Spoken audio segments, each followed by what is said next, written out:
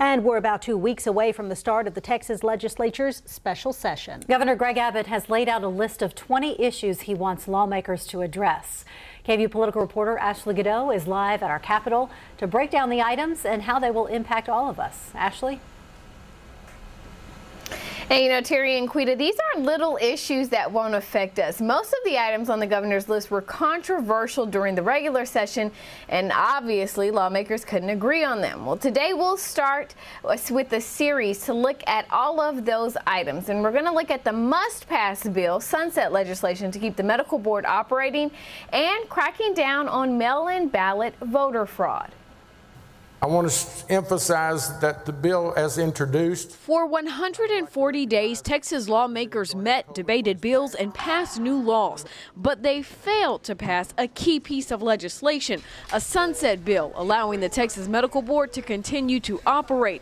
That's the group that licenses doctors and regulates the medical profession. Unfortunately, it was used as political fodder during the regular session, rather than the must-pass legislation that it is. So it came as no surprise when Governor Greg Abbott announced a special session to address it. To ensure its passage, the sunset bills will be the only legislation on the special session until they pass out of the Senate in full. Lawmakers expect to have that bill passed within 2 or 3 days, but a special session lasts 30 days. So Abbott came up with 19 other issues he wants senators and representatives to address. One of them is cracking down on mail-in ballot fraud.